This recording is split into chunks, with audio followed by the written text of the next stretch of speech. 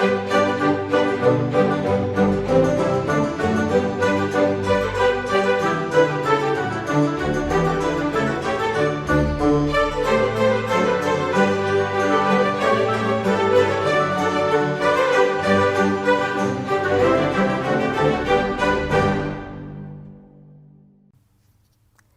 Academia Mexicana de la Historia tiene el compromiso de impulsar, desarrollar, fortalecer y difundir los estudios históricos de nuestro país. Este ciclo se suma a estas tareas fundacionales de la institución, evocando la memoria de sus integrantes, de las y los miembros de número, de corresponsales en México y el extranjero, así como de historiadoras e historiadores eméritos y honoríficos, quienes compartirán con nosotros enunciados, anécdotas y hallazgos de sus investigaciones históricas en diálogos desde la Academia Mexicana de la Historia. Reconstruiremos desde este espacio la praxis discursiva del oficio de hacer historia, acudiendo a la remembranza individual y colectiva de importantes personajes que han contribuido al campo de la historia en México. Mi nombre es Araceli Almaraz, investigadora del Colegio de la Frontera Norte y académica por Baja California de nuestra institución.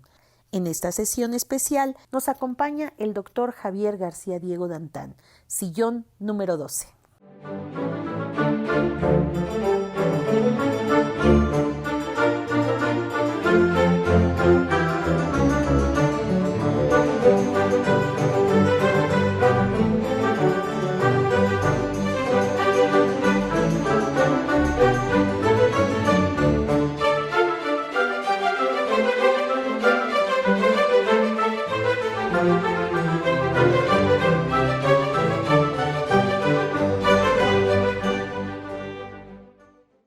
Bienvenidos y bienvenidas a Diálogos desde la Academia Mexicana de la Historia. Doctor García Diego, gracias por estar aquí. Es para mí un gusto dialogar contigo en este recinto de la Academia Mexicana de la Historia, nuestra Academia Mexicana de la Historia.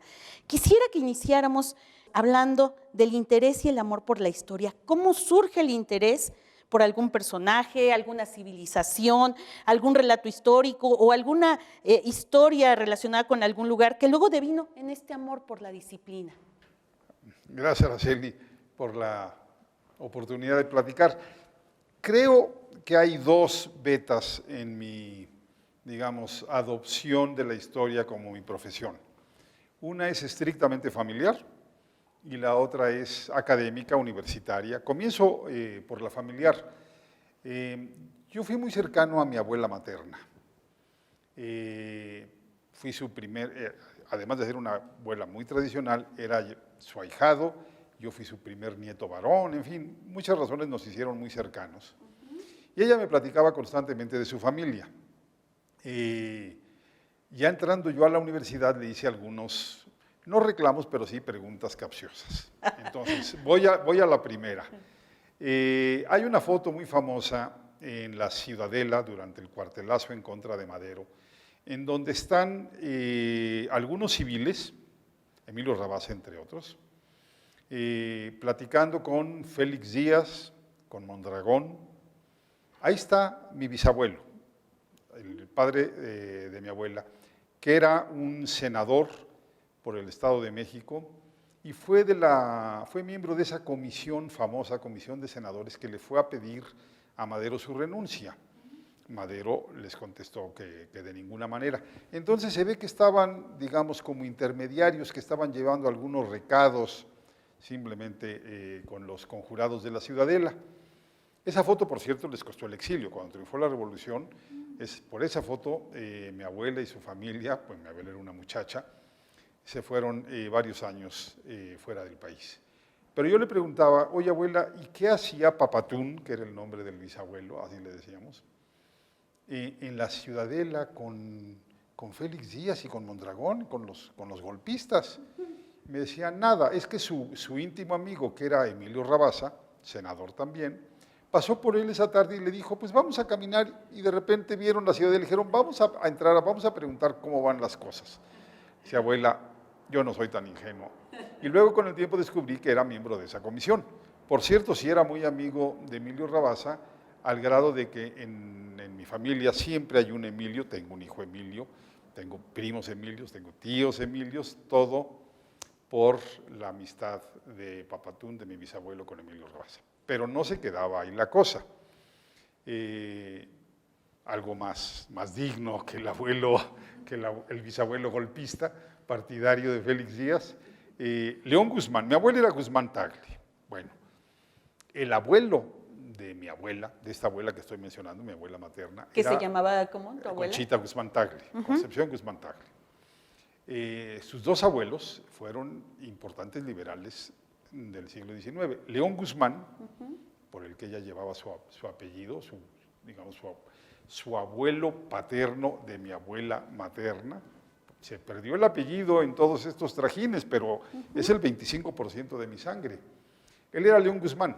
El León Guzmán llegó a ser el vicepresidente del Congreso Constituyente de 57.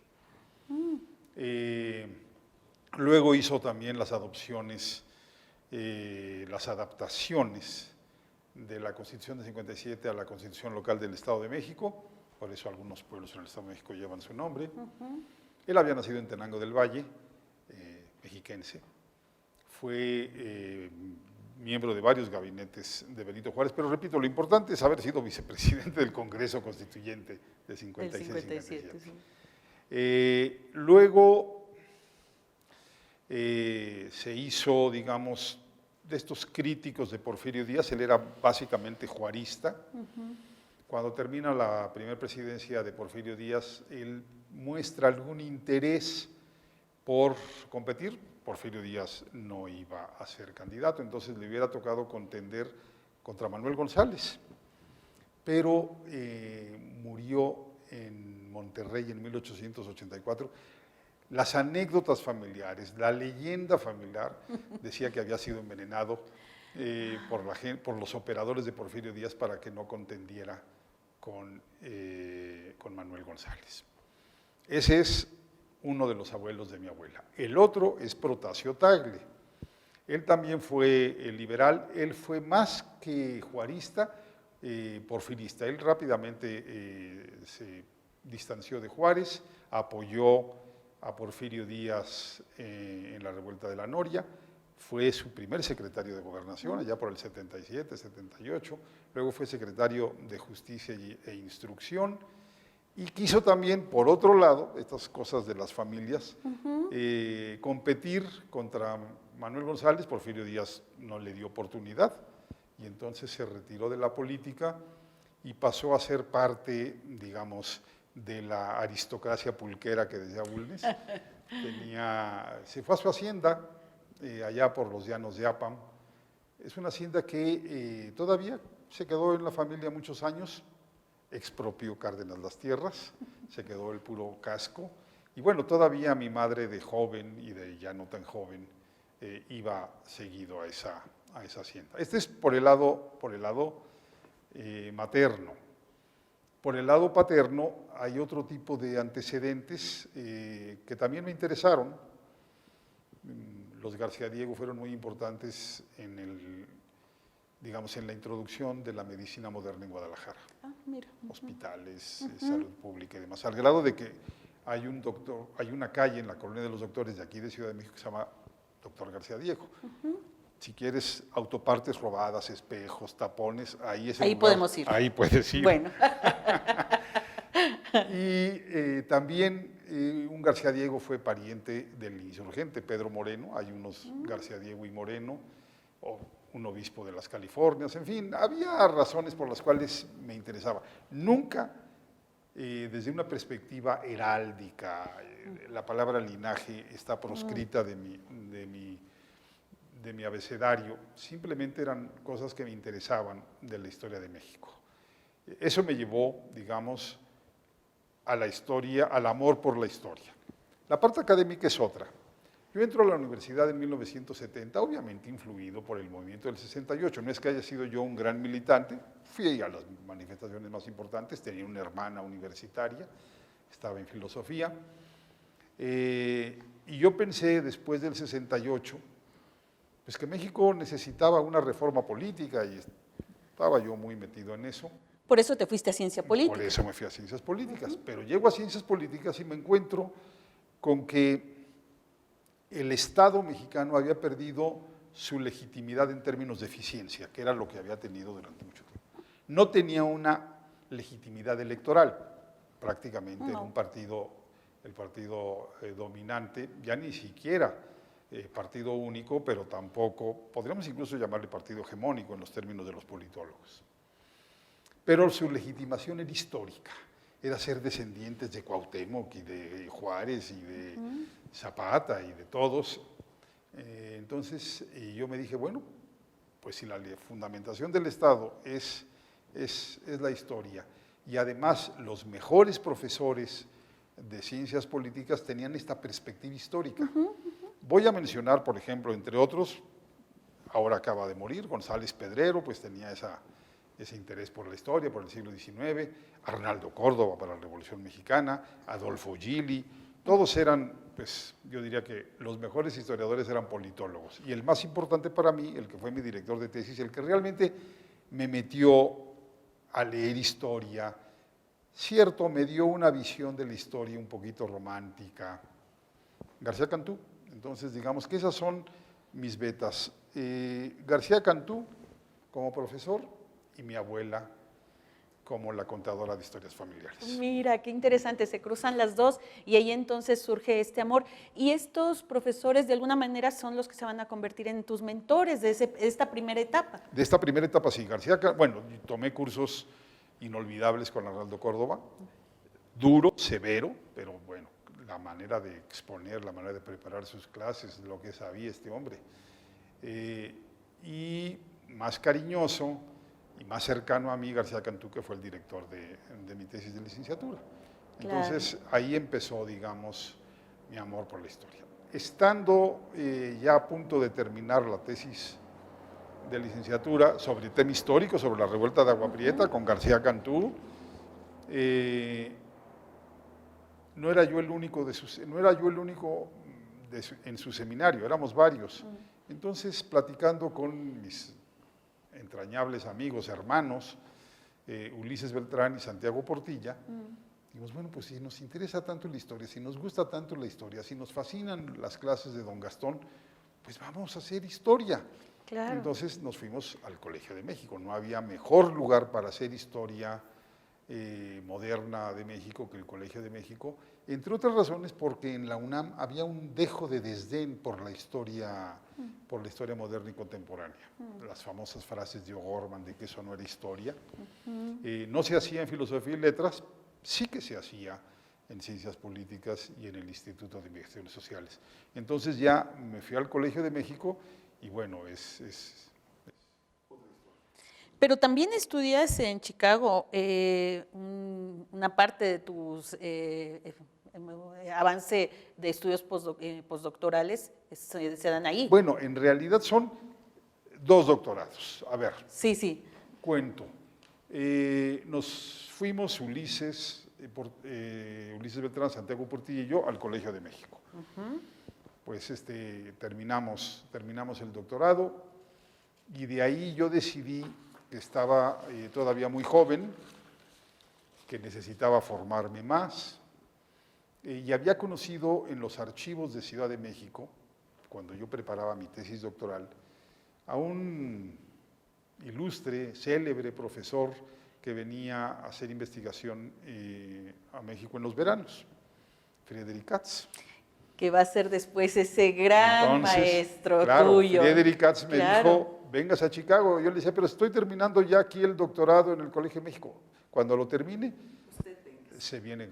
Eran unas sesiones inolvidables en el Archivo General de la Nación, todavía en la calle de Tacuba, en aquellos veranos, porque otro de los asiduos, lo recuerdo con su máquina de escribir, sin voltear, sin distraerse ni un segundo, John Womack. Entonces, cuando de repente nos íbamos a tomar el café a media mañana, bueno, pues para mí era miel sobre hojuelas, era una clase más, estar platicando con esos investigadores. Y Katz me invitó a Chicago, me dijo, véngase a Chicago. Entonces, son estas 3 etapas en la formación, digamos, universitaria. La UNAM, que para mí fue no solamente una educación universitaria, una profesión, fue la enseñanza de la vida, descubrir un México con todas sus complejidades, con todas sus desigualdades, con todas sus crisis y carencias.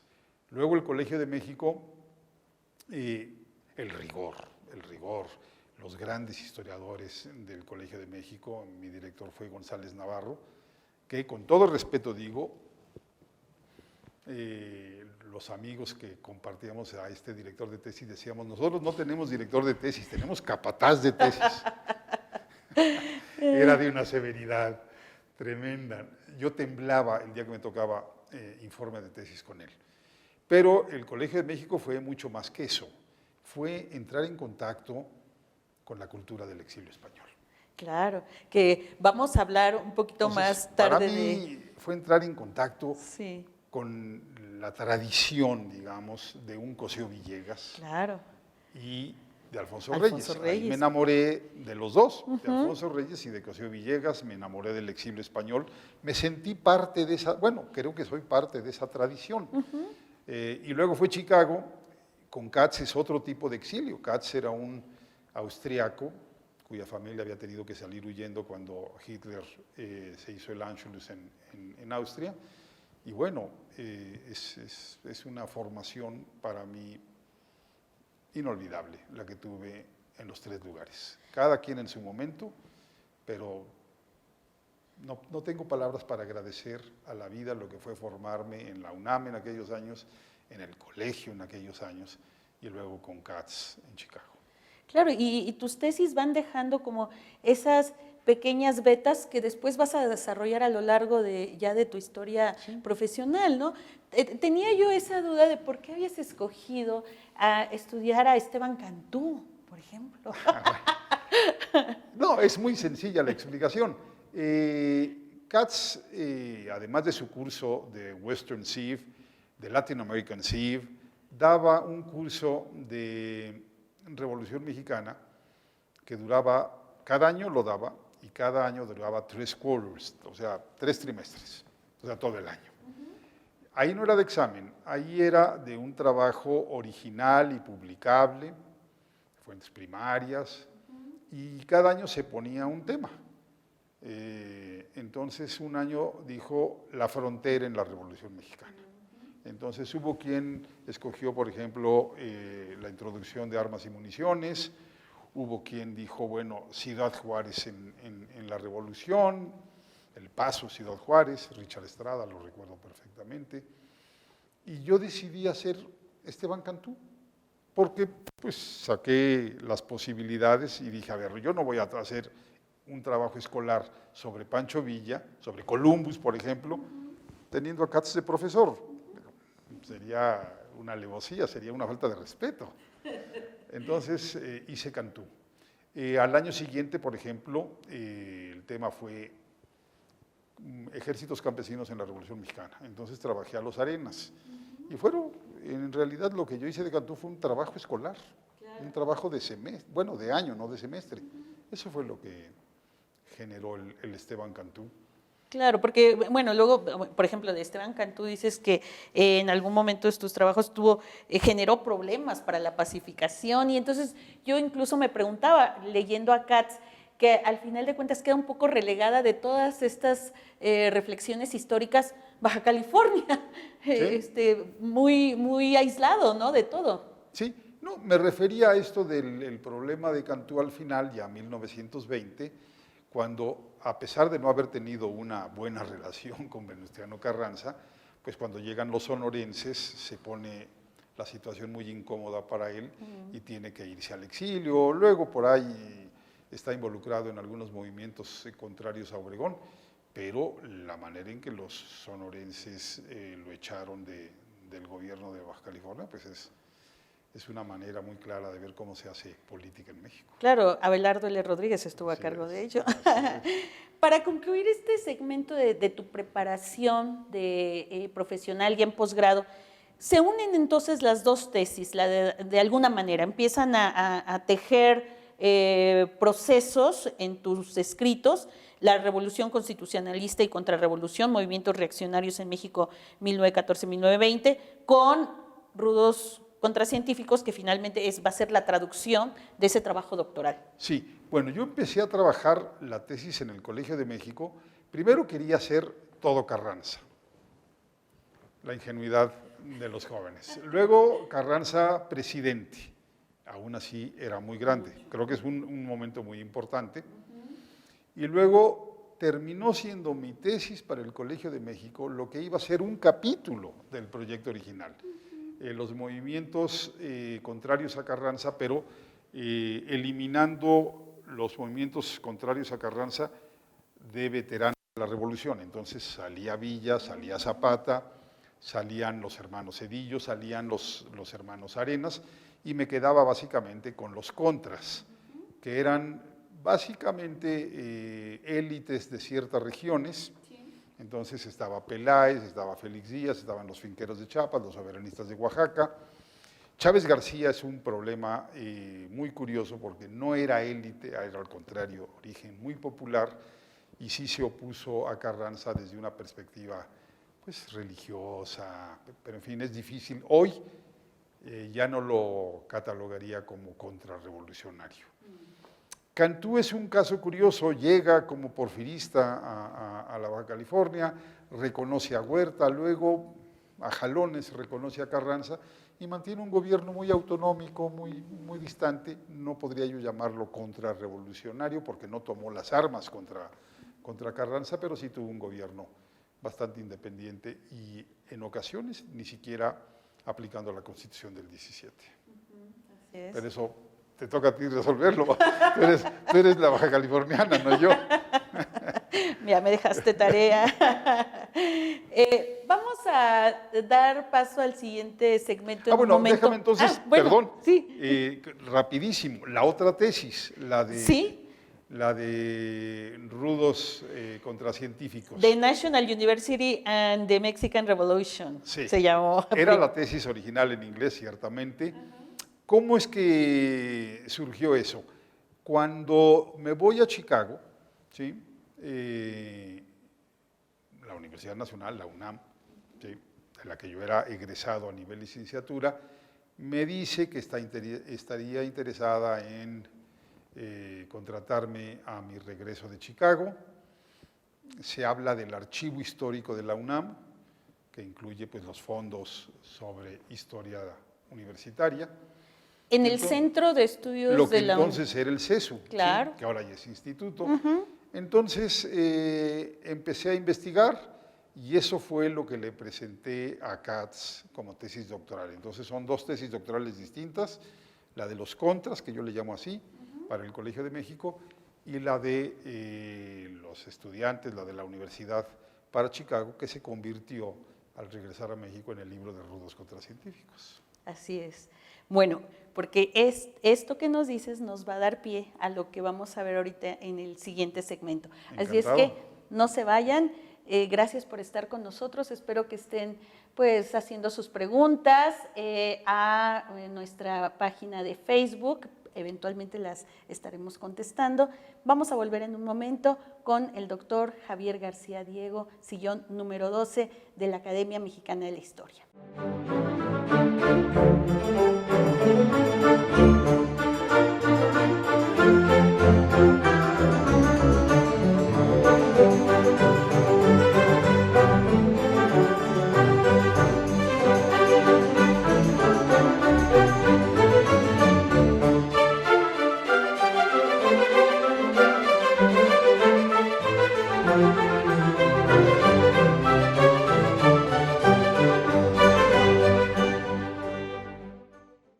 Regresamos con el doctor Javier García Diego, sillón número 12 de nuestra Academia Mexicana de la Historia, para seguir dialogando con él. Ahora, pues, nos deja abierta ya una línea de debate, de diálogo, de charla sobre revoluciones y revolucionarios, que desde mi punto de vista hay dos ejes. La verdad que este diálogo no quisiera que se volviera una repetición para nada de lo que son tus múltiples conferencias y las discusiones que has encabezado.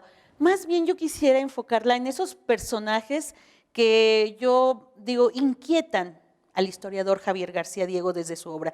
Y por inquietan, más bien lo relaciono con con esto que te tiene con el alma en un hilo, con siempre tratando de observar de cerca estos personajes que permiten justamente a partir de sus acciones entender procesos mayores. Empecemos por Porfirio Díaz. Porfirio Díaz, lo que hizo, lo que provocó, y lo pongo como un antes, porque para entender los procesos revolucionarios y las revoluciones, de alguna manera hay que referirnos a este personaje. Sí, bueno, a mí Porfirio Díaz en lo particular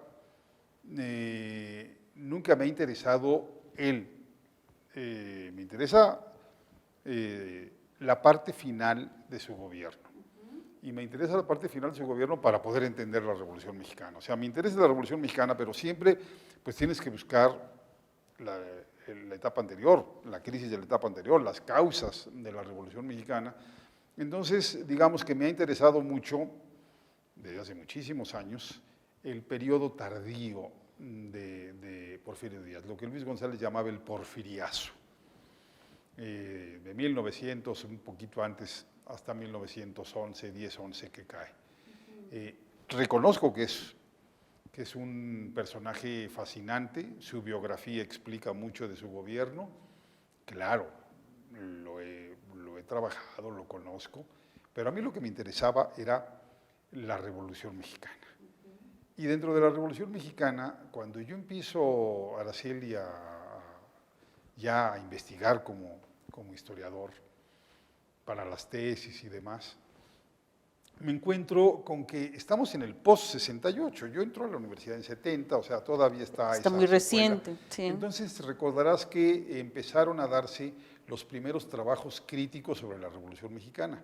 Antes del 68 había un enorme consenso en el que la Revolución Mexicana era un proceso histórico positivo, constructivo, creador, y de repente empiezan las críticas. Aparecen dos libros fundamentales. Es uno, el de James Cockcroft, sobre los precursores intelectuales, sobre los Flores Magón, y el WOMAC de Zapata en el 69. Bueno, causa un impacto tremendo. Katz, por otro lado, trabajando a Pancho Villa, yo dije, bueno, ¿dónde quepo en esto? Entonces, más que los personajes radicales, por otro lado estaban los que estaban trabajando ya, los obreros en la Revolución Mexicana, Barricar y todo esto. Yo dije, no, esto no es lo mío, no, qué bueno que ellos los hayan trabajado, son muy importantes estos libros, además extraordinarios libros. Yo quiero trabajar a los personajes constructivos, a los que edifican. Y entonces, por eso mis principales intereses históricos están en Carranza, claro, el gran constructor, en Calles, otro gran constructor del siglo XX mexicano, en Cárdenas, pero no nada más en una línea, digamos, unipartidista. También tengo enorme interés por Manuel Gómez Morín, otro gran constructor. Y luego, como siempre me interesó la historia intelectual junto con la historia sociopolítica, inmediatamente aparecieron Alfonso Reyes, que voy a contarte. Sí, por favor. Empezó mi interés por Alfonso Reyes, Cosío Villegas, Jesús Reyes Heroles, claro, digamos, con personajes cuyo legado es construir más que oponerse y destruir. Ese era un poco mi deslinde. Alfonso Reyes. A ver, yo empecé a trabajar a Alfonso Reyes un poco por Bernardo Reyes estos últimos años del porfiriato. De encuentro, desencuentro, ¿no? Bernardo Reyes, además, pues un poco el líder de Carranza, en tanto que era un reyista de Coahuila, pero mi origen, el origen de mi cariño por Alfonso Reyes es otro, y se lo debo a mi maestro García Cantú. Ah, mira. Cuando estaba yo haciendo la tesis de licenciatura, estamos hablando de 73, 74, ya le empecé a presentar algunos capítulos. Yo escribía horrible, o sea, no es que ahora escriba bien, pero sí, mejor que antes, sí. Has avanzado. He mejorado. Y entonces, con muchísima educación, de esa educación que de verdad para mí fue un ejemplo, la manera en que me dijo lo que me tenía que decir, y creo que lo he cumplido con los años que he sido profesor, nunca ofender a un alumno. Yo les decía a mis colegas del Colegio de México cuando fui presidente, tienes derecho a ponerle 0 a un alumno o a una alumna, pero no a decirle tonto. Es muy distinto. Y entonces García Cantú, primero que todo, me trae un par de libros, ¿sí? Me los da y me dice, relee Alfonso Reyes, para que escribas, relee.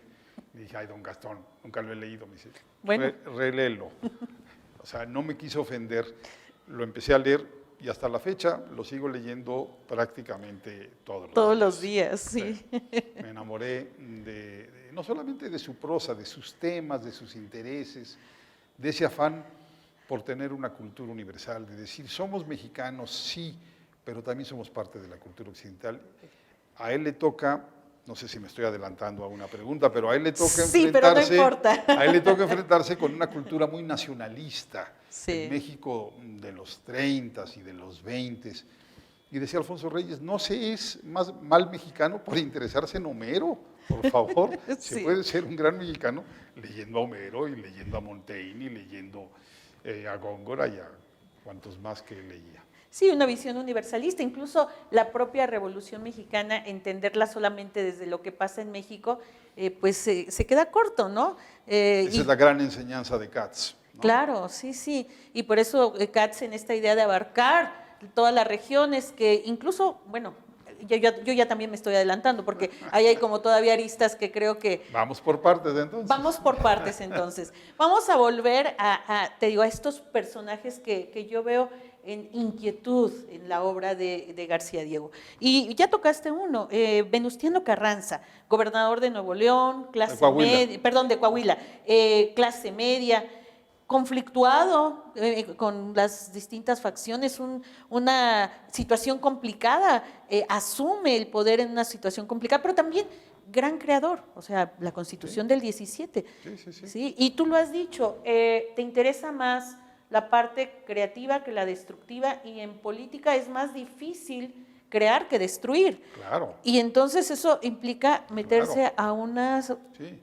Y no es un asunto de clase social, porque, por ejemplo, Madero, de una clase social más alta que la de Carranza, destruyó, vamos a decirlo así, al gobierno de Porfirio Díaz y no pudo construir nada nuevo, no tenía esa capacidad de estadista que sí la tuvo Carranza. Claro. ¿No? Entonces, repito, no es un asunto de clase social, ¿no? Madero destruyó al régimen porfirista y no pudo crear nada nuevo. Carranza sí. Y además su presidencia, pues, cortísima. Un desastre. Y un desastre, claro. Un desastre. Pero Carranza no. Carranza edifica, Carranza avanza, aunque al final tampoco logra la sucesión. No. Es curioso, pudo vencer a Huerta, luego pudo vencer a la Convención, a Villa sobre todo. Zapata nunca fue, digamos, una parte integral del ejército de la Convención. Luego resolvió el problema de la punitiva, sacó adelante un Congreso Constituyente, sacó adelante una Constitución y lo manejó. La preparación de ese Congreso Constituyente es una lección de cómo se hace política. Y no pudo con la sucesión, que es una gran lección de los errores que cometió Carranza en 1920.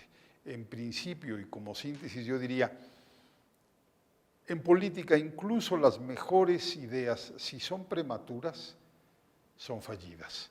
Y el civilismo en 1920 era una propuesta prematura. Por eso la candidatura de Bonillas no fructificó, y menos junto a ese monstruo de la política y del carisma y del control del ejército que era Álvaro Obregón. Claro, y se viene abajo y pues lo matan. Así se acabó.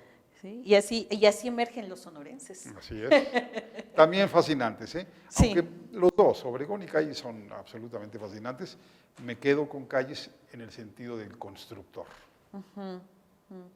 Bueno, Obregón, otra ruta, pero no nos toca en esta ocasión hablar, porque si no, porque esa es como para mí una beta nueva y apasionante, sobre todo en la parte empresarial. Claro, la reconstrucción económica inicia con él. Sí, sí. Absolutamente. Con Calles es la reconstrucción política. Claro, claro. Pero volviendo a estos personajes que inquietan a Javier García Diego, antes de pasar a la revolución cultural, que es como la segunda línea que yo encuentro en estas revoluciones y revolucionarios, pongamos un intermedio con este personaje fascinante que has tú revisado y sigues revisando, Alfonso Reyes, que para mí, a través de tu obra, me queda clarísimo no solamente esta, esta impronta que va a dejar en nuestro país, obviamente con Casa España y con el Colegio de México y con el Colegio Nacional. No, hay un antes, hay un Alfonso Reyes antes de esto, que es toda su actividad diplomática, pero también en el exilio, de alguna manera, ¿no? Y antes de ello, fundador del Ateneo de la Juventud, Nada y menos. ahí se hace como un círculo, ¿no? Nada menos. A ver, cuéntanos. Sí, Alfonso Reyes, bueno, el llamado helenista mexicano, que no se consideraba helenista, y él decía, no soy helenista, helenistas son los que se dedican profesionalmente a estudiar Grecia. Yo soy un cazador furtivo, decía, de los temas griegos, ¿no? El mexicano universal, vamos a acotar qué significaba ser universal en aquel entonces.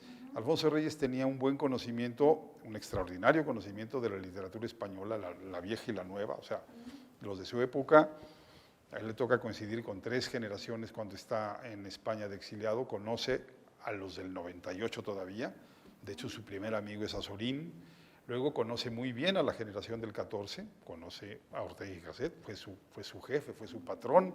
Ortega y Gasset le dio trabajo en sus empresas periodísticas, fue muy amigo de Manuel Azaña, de Pérez de Ayala, de Juan Ramón Jiménez, y luego le tocó ser amigo protector, digámoslo así, de la generación del 27. La generación del 27 se llama 27 porque se reunieron para hacerle un homenaje a Góngora.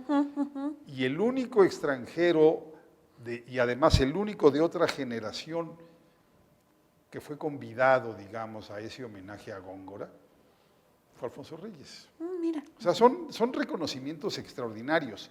Estando él en España, surge la editorial Calpe, que luego va a ser Espasa Calpe. Sacan su colección universal y deciden que uno de los primeros títulos sea una versión en prosa y modernizada del Cantar del Mio Cid. Se le encargan a Alfonso Reyes. Mira. Se le encargan a Alfonso Reyes. Bueno, mayor elogio, mayor reconocimiento no se puede hacer. Claro. Cuando lo conoce Juan Ramón Jiménez, premio Nobel, o sea, estamos hablando de gigantes, le dice, ¿de dónde viene usted que sabe tanto?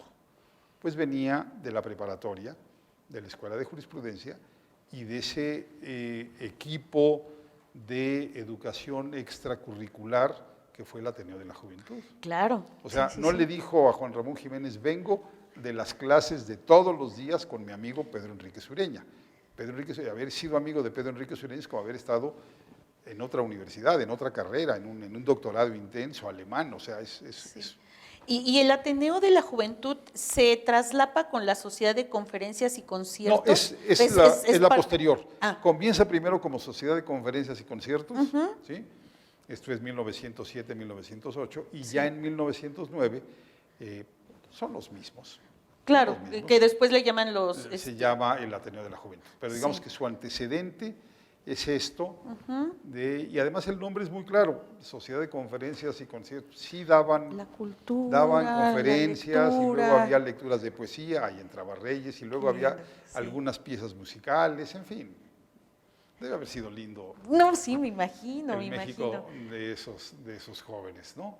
Pero entonces, Alfonso Reyes es miembro del Ateneo de la Juventud, colabora con la Escuela de Altos Estudios, y de repente viene lo que él dice, los días aciagos, ¿no? Sí. La muerte del padre, se tiene que ir de México y se va a Francia en un puesto menor, segundo secretario de delegación, pero en 14 estalla la Primera Guerra Mundial y él se queda desempleado, cesado por Carranza cuando derrocan a Victoriano Huerta, él era diplomático de Huerta, vamos a decirlo así, y se queda además con un París asediado por los alemanes, entonces tiene que salir huyendo y lo primero que encuentra es España, y en España estuvo de 14 a 24 años extraordinariamente formativos, pero los primeros muy duros, pasó hambres, pasó fríos, como él dijo, vivimos, él, su esposa y su hijo, en lugares de picaresca, o sea, eso es lo que la gente no entiende. Alfonso Reyes, de haber sido el hijo pues del hombre más poderoso del país, noreste, después de Porfirio Díaz y junto con Limantur. Decía Alfonso Reyes, lo mío no es una crisis, lo mío es un destronamiento. Pero vaya que le ayudó. Hombre. O sea. Entonces ahí empezó, se hace de la cultura francesa cuando está en París. En París, luego se hace de la cultura española, pero de verdad, qué manera de conocer la literatura española. Luego, después de España, es enviado a Francia, ahora ya como ministro, entonces se empapa, porque lo que hacía Alfonso Reyes, de ahí viene esta idea del mexicano universal. Hacía, como él decía, dos diplomacias, la oficial y la cultural. Y la cultural, siempre, entonces, siempre. Entonces se metía a conocer la literatura, se hacía amigo de los escritores, de las artistas, en fin. Luego de París fue a Argentina y también conoció muy bien la literatura argentina, pero con disciplina, con trabajo, con esfuerzo. Son los años de Victoria Ocampo y de Jorge Luis Borges, nada menos, quien lo va a reconocer siempre como un gran ejemplo. Después Brasil, y luego ya regresa a México a finales del cardenismo, pero ya más bien yo diría, le tocó el último año de Cárdenas. 38, sí. Y luego ya básicamente el México más moderado, el México de la reconstrucción, el México de la construcción de instituciones culturales. Entonces, pues está el Colegio de México, está el Colegio Nacional, está el Fondo de Cultura. Claro, que son instituciones que empuja. ¿Cuál es la relación, si tú la sabes, entre Cosío Villegas y Alfonso Reyes? Sí. Porque Alfonso va a ser presidente, el primer presidente. Claro que la sé. Bueno, hubo una relación muy temprana. Cosío Villegas le envió algunas cositas que había publicado para que Alfonso Reyes las leyera. Alfonso Reyes las leyó, está publicado en la correspondencia entre ambos.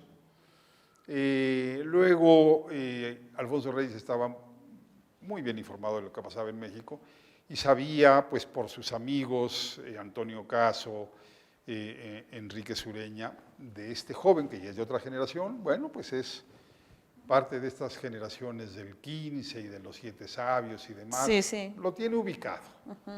Pero cuando realmente se conocen es al regresar Alfonso Reyes a México, y aquí vale la pena decirlo. Alfonso Reyes está de embajador en Argentina los años de 36, 37, y luego va a estar en una misión especial en Brasil buena parte del 38. Durante esos años, 36 a 38, Cosío Villegas es el que diseña y funda la Casa de España. Claro.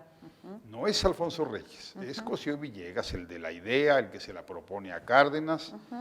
Cárdenas lanza la idea de la Casa de España y pone a Cosío Villegas, no lo nombra presidente, lo nombra secretario de la Asamblea de Asociados, de la Junta Directiva. Claro. Vamos a decirlo. Y Alfonso Reyes está vendiendo queroseno. Está vendiendo bueno, petróleo. No vendió. No vendió nada, no vendió. Las manos me huelen a queroseno y no he vendido ni un solo barril.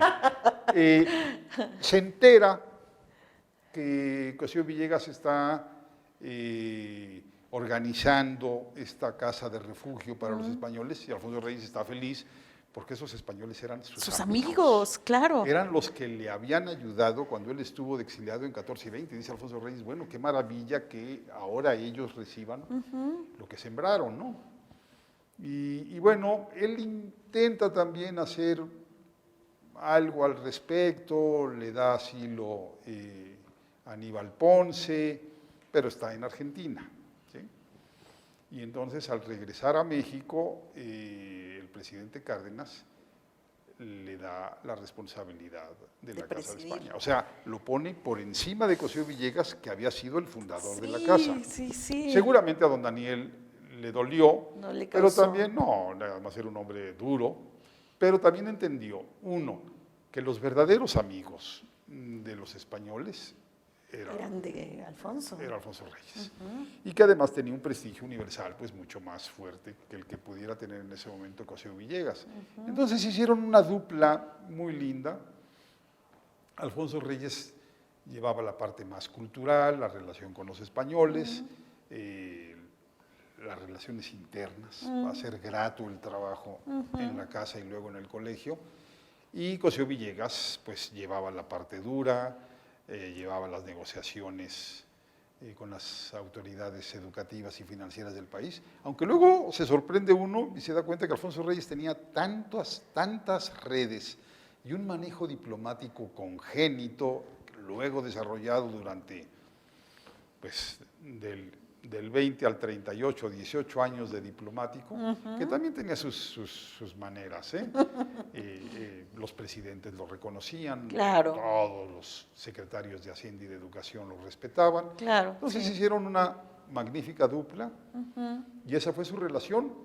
Cuando ya Alfonso Reyes está muy grave, estoy brincándome hasta el 59, Alfonso Reyes prepara su sucesión en favor de Cosío Villegas, lo nombra otra cosa, era secretario, pero lo nombra director el último año de la vida de Alfonso Reyes, pues prácticamente para que Cosío Villegas tomara Riendas.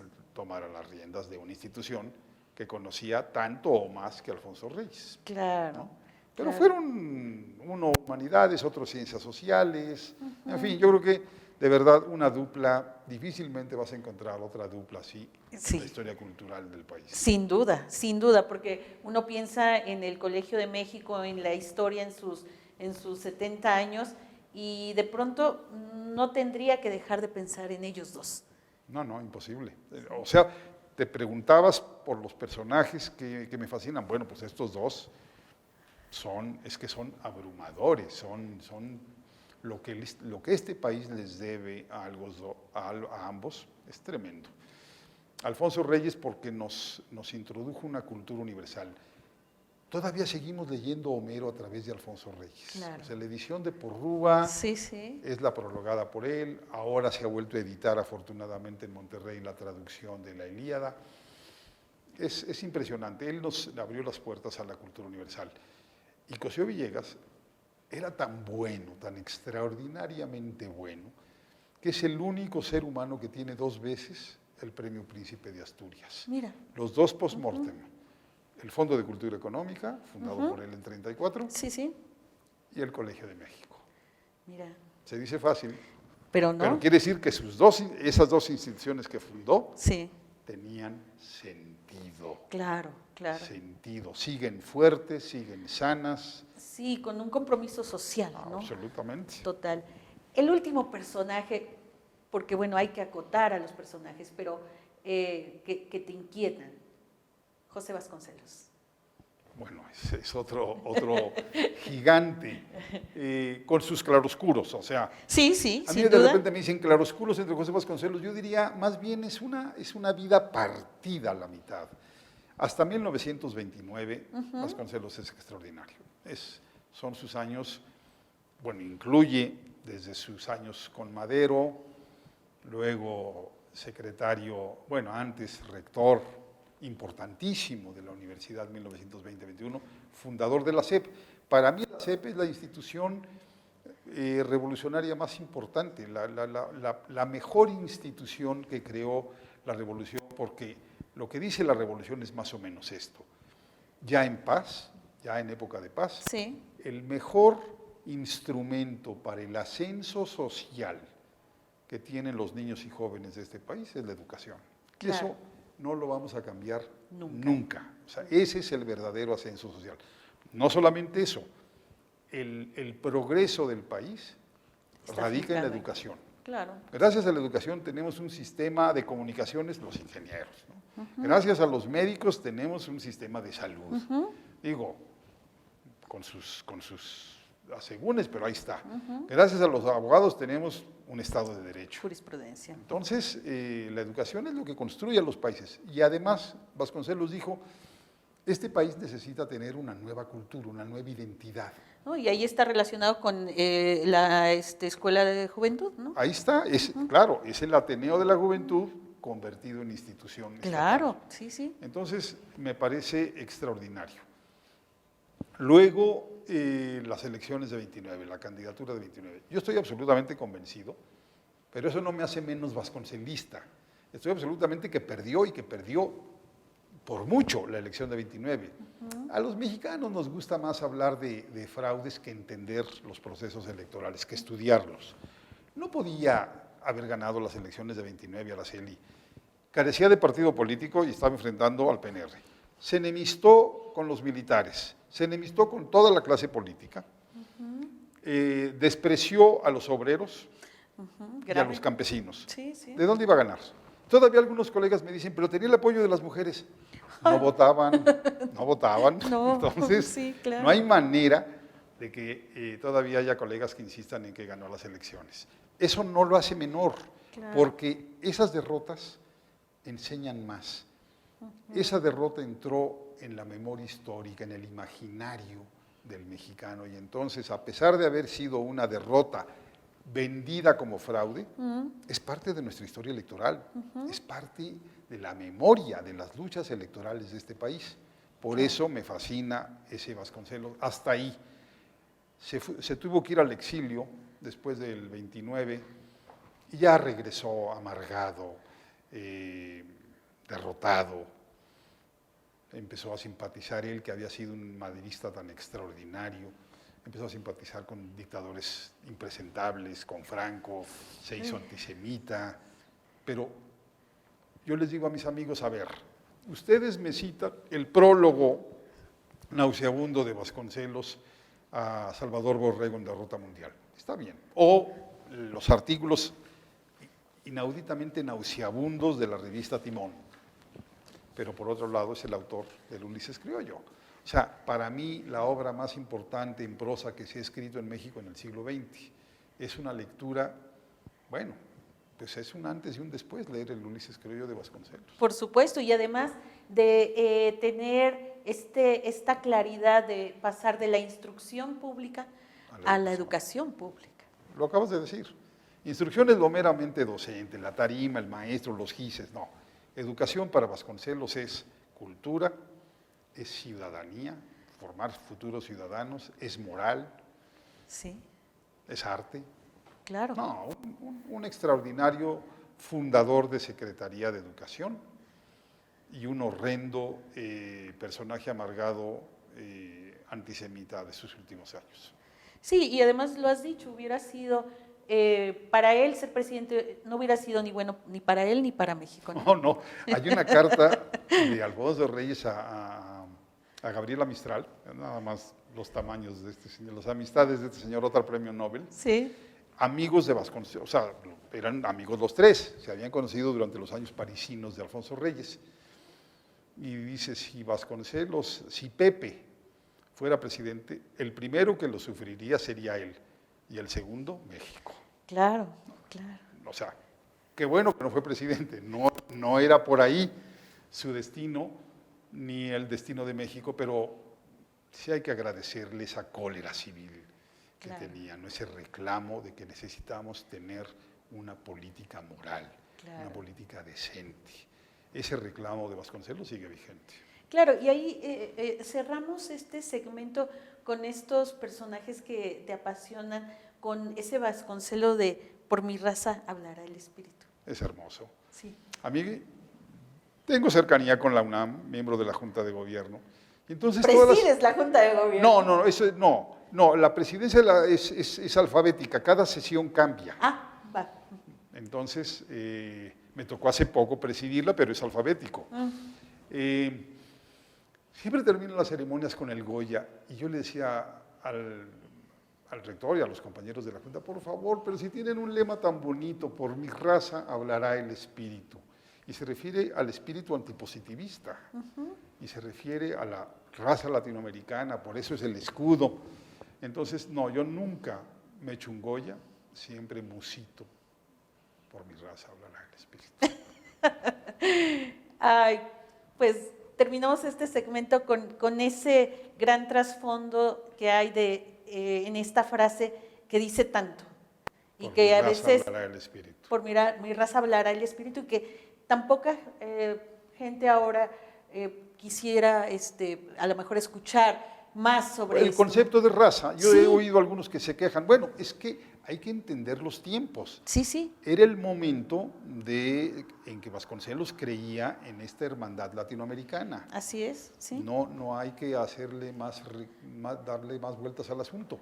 Pero sí he sido un hombre absolutamente afortunado porque me he formado y he estado cerca, después de haber sido estudiante, de las dos principales instituciones educativas del país, que son la UNAM y el Colegio de México. Nada más me faltó una tercera, a la que respeto muchísimo, que es el Politécnico Nacional.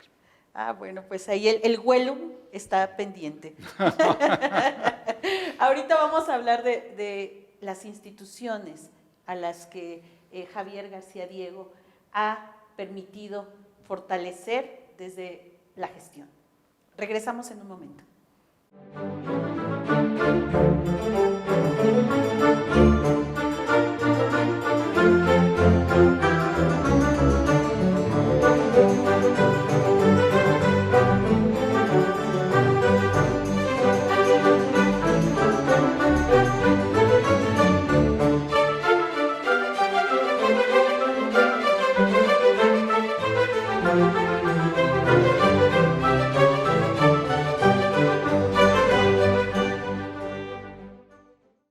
Seguimos dialogando con el doctor Javier García Diego, sillón número 12 de esta Academia Mexicana de la Historia. Y pues sí que la historia personal, como la historia de sus personajes, ha sido fascinante.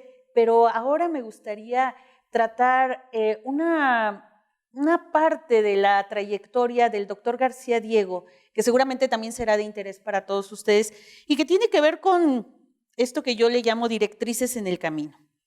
Hacer, que se compone de dos: investigar y dirigir instituciones, enseñar y difundir. Me parece que esas son como las tres grandes líneas de tu vida profesional. No todos los académicos son líderes o pueden ser líderes, algunos aspiran quizá, pero no lo logran.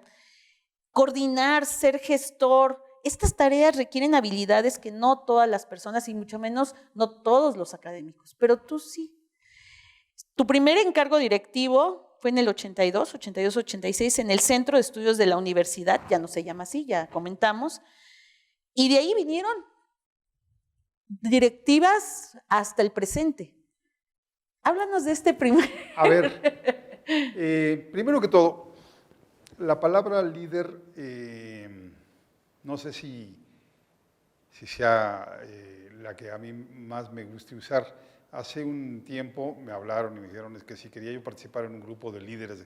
Dije, no soy líder, yo soy un académico que he asumido responsabilidades directivas siempre en el ámbito académico. He de decirte, y bueno, lo van a oír quienes vean esta entrevista, recibí varias invitaciones a convertirme en político, político de tiempo completo. Nunca lo acepté. Siempre me quise quedar en el ámbito académico y pues ya con 70 años cumplidos no creo que me vayan a dar, como dice el refrán, a la vejez viruelas, ¿verdad? Que se me vaya a antojar ahora la política, no, para nada. Y no lo lamento, al contrario, cada vez agradezco haber dicho no. Pero sí, la parte de dirigir instituciones culturales y educativas siempre ha sido lo mío. Y lo digo rápidamente, Araceli. Yo reconozco que hay colegas que son más de estilo conventual, que son de investigación individual. Muy bien, yo tenía demasiada vitamina, demasiada intensidad como para ser un investigador de cubículo. Lo he sido, lo soy, creo que he escrito libros y artículos que tienen una enorme base documental. Me gusta hacerlo, me gusta muchísimo la docencia, me encanta dar clases.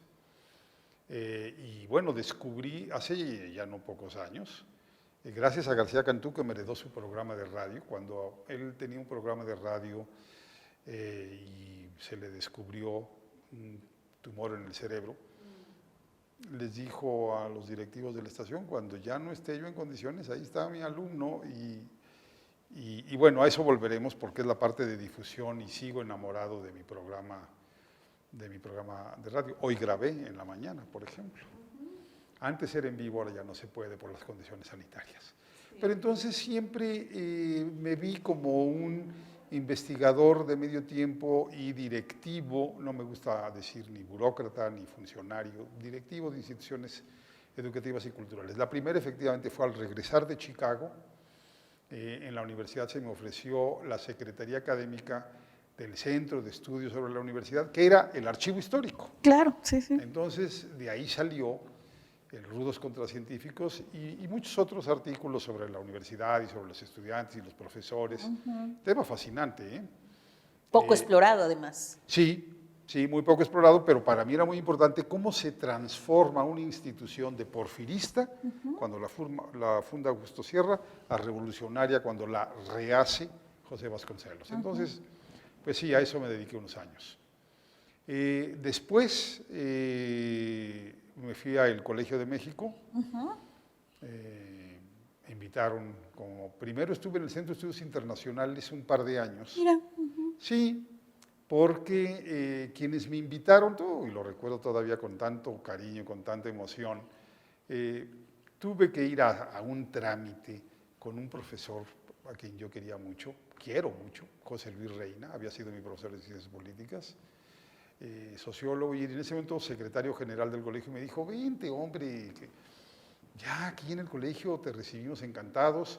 Se lo comentó Rafa Segovia, era el coordinador académico también, me dijo, claro, vente, y le dijeron a Mario Gede, y Mario Gede dijo, sí, encantado, pero a mi centro, a internacionales, porque él estudió ciencias políticas, bien puede quedarse en internacionales.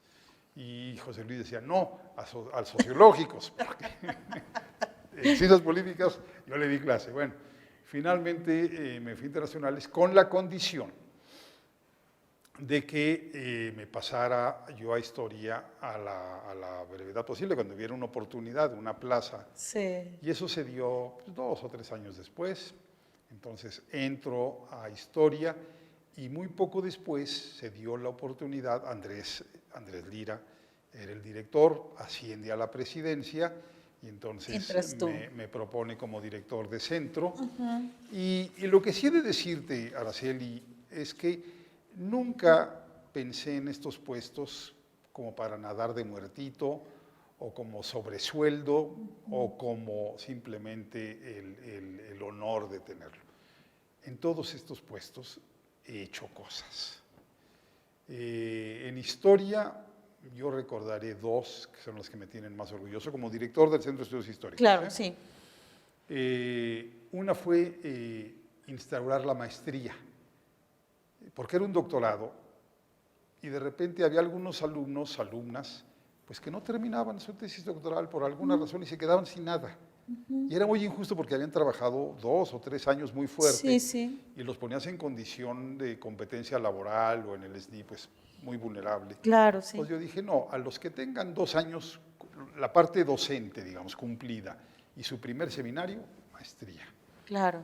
Y bueno, pues siempre para buscar un trabajo en alguna universidad o para el SNI, pues es bueno tener un título, ¿no? Sí, y si totalmente. tienes 2, pues es mejor. Claro, sí. Entonces eso funcionó así. Y lo otro fue, empezamos a contratar profesores mediante, no diría que concurso, todavía no llegaba ese momento, ahora ya lo hay, ahorita no hay otra manera de ingresar al colegio y bueno, a muchas instituciones, a las buenas instituciones del mundo. Pero antes era la invitación del director o directora en acuerdo con el presidente. Yo dije, no, esto no es para mí, yo así no lo acepto. Y entonces se hicieron especies de auscultaciones cuando hubo una plaza. Yo, por ejemplo, fui con los colegas del centro y dije, bueno, a ver, ¿a quién recomendarían como exalumno para ser contratado para el Centro de Estudios Históricos? Casi todos proponían a un dirigido por ellos. Dije, no, vamos a hacer la pregunta distinta. ¿A qué alumno sugieren contratar que no haya sido dirigido por ustedes? Uy, estaba más difícil. Y fue prácticamente unánime Luisa Boites. Yo no lo conocía. Sabía que había sido alumno años después de mí, Sí, sí. pero así entró Luis, porque mira. un número enorme de profesores dijo, no siendo dirigido por mí, Luis. este es el bueno, y creo que no nos equivocamos. No, no, es una producción autoridad. historiográfica Claro, sí, impresionante. Luego, en sustitución de Alfonso Martínez, colonialista, Alfonso Martínez se retiró del colegio y entonces hicimos el mismo procedimiento. A ver, vamos a preguntar quién, no habiendo sido dirigido por uno, debe ingresar al... Y en ese especie de concurso, no era concurso, una auscultación, los dos nombres más mencionados fueron Óscar Macín y Antonio Rubial. ¡Ay! No, y Felipe Castro. Miembros Vaya, de la academia. Sí, buenísimos todos. Sí, claro. Entonces, me acuerdo haberme acercado a Felipe, porque tenía creo que un voto más, y algo que lo enoblece. La universidad estaba cerrada, era un momento de algún conflicto estudiantil, y me dijo, no, yo en estos momentos, en estas condiciones no puedo dejar a la universidad, sería un acto de traición. Mis respetos a Felipe. Claro. Y entonces se contrató a Óscar Macín. Digo, de verdad que los dos están de súper primer nivel. Cuento la anécdota porque es un hecho histórico, así fue. Claro. Y luego dos contrataciones más que me tocaron a mí. De repente me dice Andrés, que era el presidente del colegio, oye, no tenemos alguien que dé filosofía de la historia, teoría de la historia. Y ha sido una tradición en el colegio, en este centro, pues la tradición de José Gaos, nada menos, ¿no? ¿Cómo ves buscar a un profesor que pueda que pueda cubrir ese hueco? Le dije, no hay mucho que buscar. Le dijo, por favor, pues si Guillermo Cermeño está cantado para eso, entonces le hablamos a Guillermo, se incorporó al colegio. Pues, no creo que haya alguien más serio en teoría, filosofía de la historia que él. Y luego, y con esto concluyo, estalló la rebelión del EZ. 94. Enero de 94. Claro. Entonces fui con Andrés y le dije, oye Andrés, Chiapas se va a convertir en un tema prioritario en los próximos 20 años. Sí, sí. Tenemos que hacer algo como colegio. Perfectamente, entonces el colegio me dijo, yo tengo la persona adecuada, que era pues nada menos que Juan Pedro Viqueira. Entonces así se le invitó, pero son elecciones de profesores con pertinencia. El chapanólogo. Con pertinencia, ¿no? Claro. Y también a Marco Estrada para el Centro de Estudios Sociológicos. Claro. Él ve, digamos, la parte más contemporánea de Chiapas. Entonces eso me dejó muy satisfecho, la maestría y estas contrataciones. Claro. Luego me fui al INERM. Sí, ese es el segundo. Pero antes de irnos al INERM, cumple años y se festeja el Centro de Estudios Históricos del Colegio de México. Ahora. Sí, sí, sí. Lo sé perfectamente porque la revista tiene mi edad. O sea, yo cumplo años al mismo tiempo que Historia Mexicana, 51. El 5 de septiembre. No tanto, no, fecha exacta no, el año. Ok. Pero Historia son 10 años antes, ¿no? Silvio Zavala, otro de los grandes. Sí, sí. Entonces sí, lo tengo muy claro, que vamos a los 80 años del Centro de Estudios Históricos. Y bueno, después viene el INERM, director general del Instituto Nacional de Estudios Históricos de las Revoluciones de México, una institución noble. Sí, una institución lindísima. He de decir que ya se me había ofrecido ese puesto y yo no lo había querido tomar. Pero en el momento de la alternancia lo sentí más plural, digamos. Entonces lo acepté con mucho gusto y estuve, pues, 4 años muy buenos. Y ahí lo que yo consideraría importante fue convertirlo en una institución plural. Me acuerdo que éramos tan cuidadosos que las portadas de las diferentes series que publicó el INERM en esos años, ninguna podía tener ni el amarillo del PRD, ni el azul del PAN, ni el verde colorado tricolor. Entonces siempre eran Curiosamente nos adelantamos, libros con una serie tenía un color gris, otro tenía un color morado, Sí, sí. en fin, para evitar, otros anaranjados, para evitar tener el color del PRD o del PAN o del PRI. Otra cosa que se hizo fue empezar a invitar académicos a que participaran en los coloquios, porque antes iban funcionarios, ¿no? De estos políticos que tienen una cierta ilustración, pero no era lo que yo quería. Y tuve el apoyo completo del secretario. En ese entonces el INERM dependía de Gobernación, el apoyo de Santiago Grill, de su coordinadora de asesores, María Amparo Casar, de los subsecretarios que me tocaron, Juan Molinar, inolvidable, y Francisco José Paoli, también buenísimos. Entonces, bueno, trabajamos muy a gusto. Eso fue el INERM. Antes de salir, se venía el Bicentenario de Juárez. Y entonces lo hablé con Paoli, ya no me tocó Santiago, ya se había ido a la campaña, estaba Carlos Abascal, y dijimos, tenemos que ampliar el espectro, porque se viene la independencia, ya en 4 años va a ser el Bicentenario de la Independencia, está ya el Bicentenario de Juárez, del nacimiento de Juárez, 1806, entonces tenemos que ampliar el espectro. Algunos colegas, me recuerdo un reportaje en Proceso, decían, es que García Diego está minimizando a la revolución. No, ¿cómo? Pues si yo vivo de ella. Por favor. Yo como de ella. Sí. No, era una visión más histórica. Sí. México no es nada más la revolución, México es la independencia, es la reforma, es la revolución y muchísimos otros procesos en épocas de paz, no nada más. Por supuesto. No quiero caer en una visión, digamos, episódica de la historia de México. Entonces, ya no me tocó el cambio, pero sí yo redacté la propuesta de transformación, la justificación del cambio, de lo cual estoy pues muy orgulloso. No, y se empieza a visibilizar el INERM, además también con sus premios, reconociendo a los estudiantes. Me tocó ser distinguida, estudiante distinguida. ¿En qué año fue eso? En 2007. Ya no estaba yo. No, ya no estás.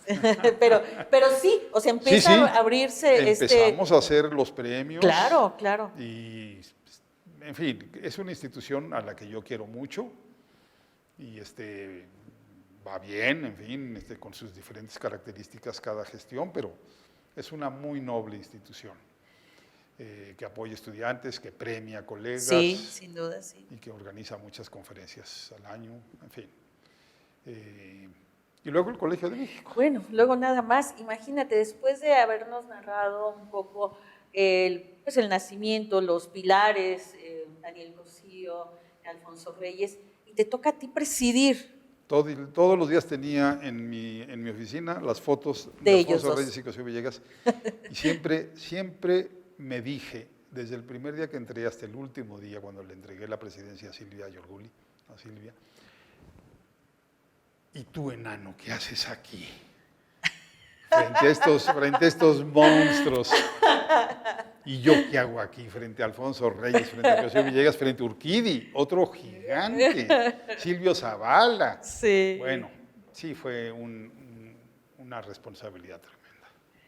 Pero motivante. Bueno, es el lugar más importante de la educación superior del país después de la rectoría de la UNAM.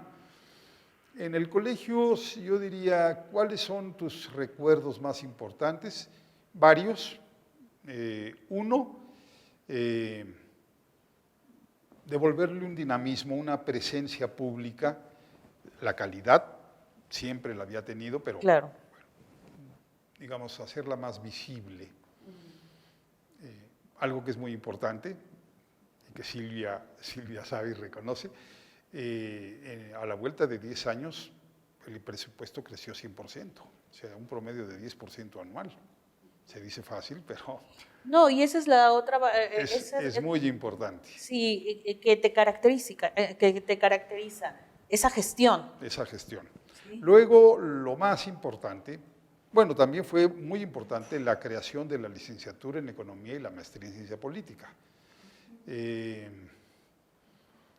la licenciatura en economía para competir con otras escuelas que nos estaban rebasando, porque se estaban llevando a los muchachos que querían estudiar economía. Estoy pensando en el ITAM y en el CIDE, básicamente. Sí, sí. Entonces había que ir por esos muchachos, darles una formación técnica, pero también al mismo tiempo de ciencias sociales, pues como lo había pensado Víctor Urquidi. Claro.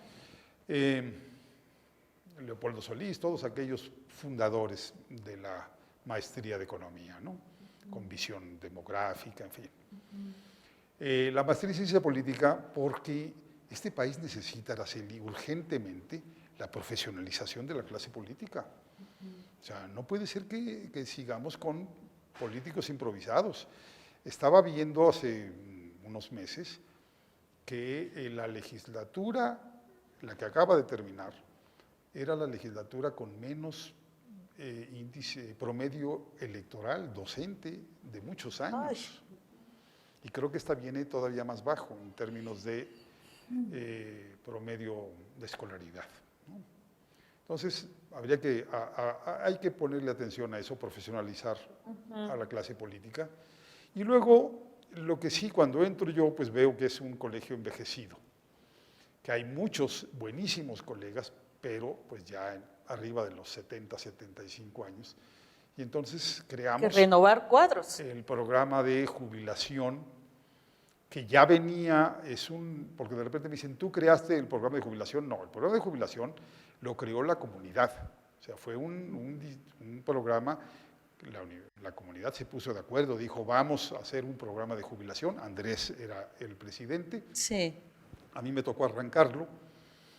Es muy importante. Cuando yo salí de la presidencia, en 2015, se había renovado un 30% y se ha seguido renovando.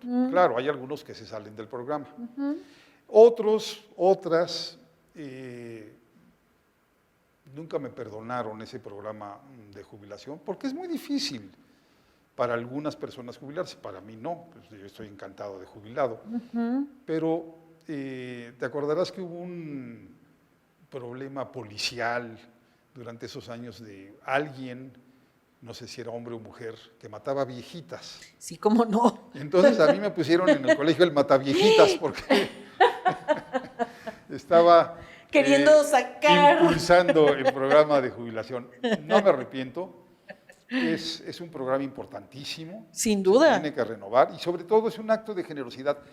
Yo les decía, a ver, ¿para qué formamos futuros profesores si no les abrimos un espacio laboral? Los vas a tener desempleados.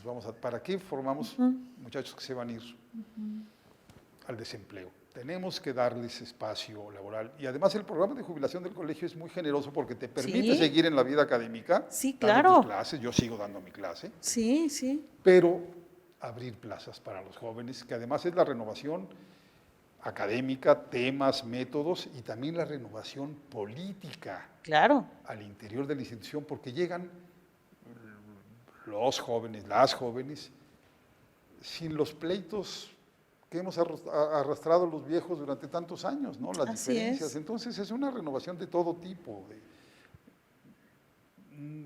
Ojalá algún día en México haya esta cultura de la jubilación, como en Europa, como en Estados Unidos, que es prácticamente obligatorio, es congénito en la idea de que te vas a jubilar en algún momento, para que la renovación de las instituciones sea más fácil. No, y para, de alguna manera, para asegurar ese futuro, sí para la institución, pero no solo para la institución, para el país. Claro, no, es urgente que se fortalezca el programa de jubilación en el colegio, donde va muy bien, se siguen jubilando colegas, y me acaba de llamar un queridísimo amigo para decir que está ya en el proceso de jubilación. Entonces, eso es el futuro de la institución, no hay otro, si no, se va a envejecer y bueno, una institución envejecida es una institución muerta. Sí, obsoleta, sin duda. Llegan, después de estos años y de estos avances al interior del Colegio de México, dos direcciones más. Tras tu salida como presidente y jubilándote, dos líneas de trabajo, la Capilla Alfonsina, que me imagino que eso ha de ser un premio es el enorme. El regalo de la vida, es como tener nietos. Sí, y esta academia. Otro regalo de la vida. Entonces, empecemos por la Capilla Alfonsina para dejar el cierre de este segmento con nuestra academia. Sí, bueno, la Capilla Alfonsina.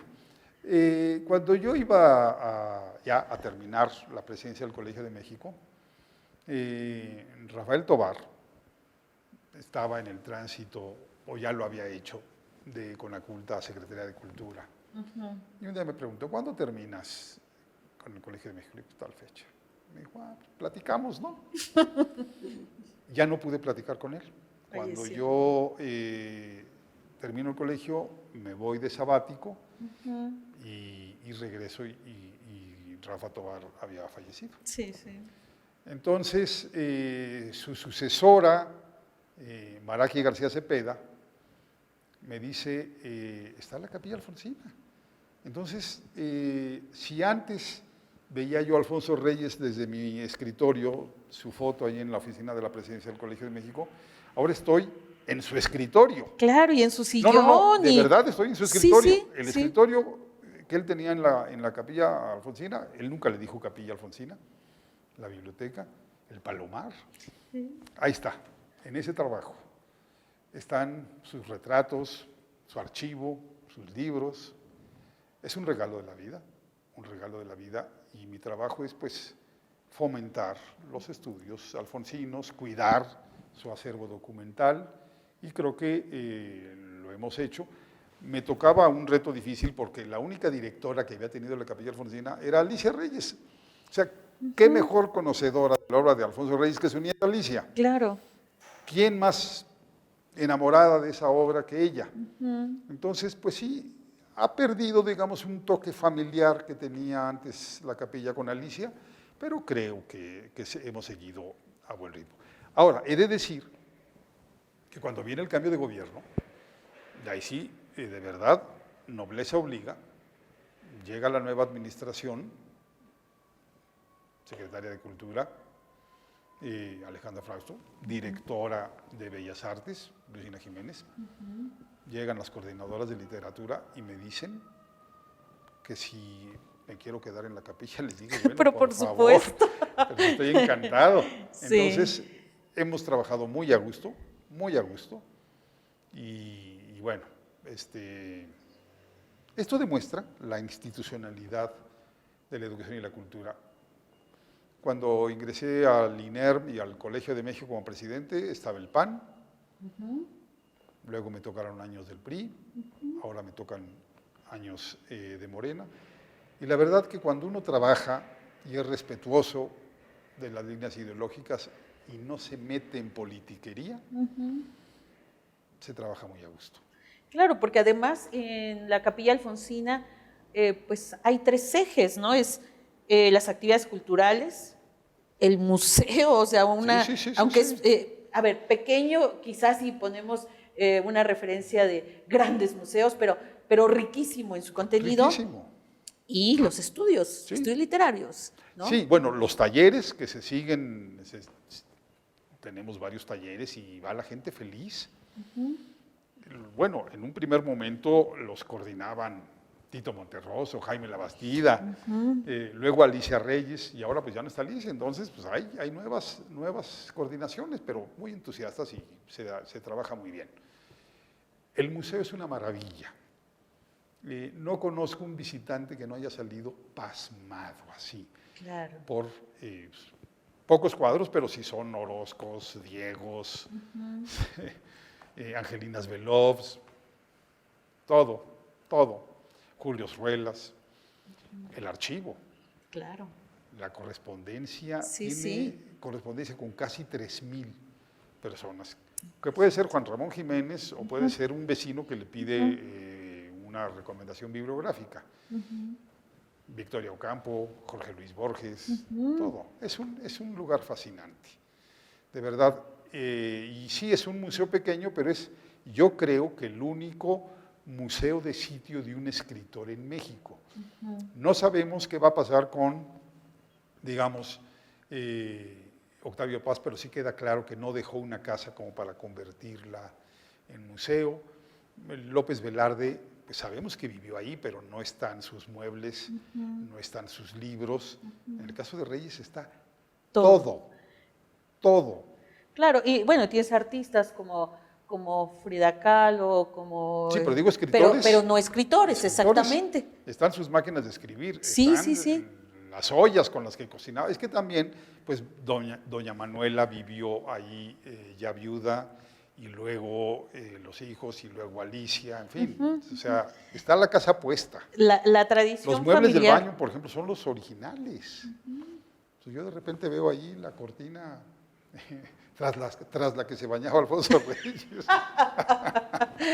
Sí. Es un regalo de la vida, hombre. Sí, me imagino. Y luego, esto, aquí, donde estamos el día de hoy. Yo ingresé a la academia en 2008. Sí.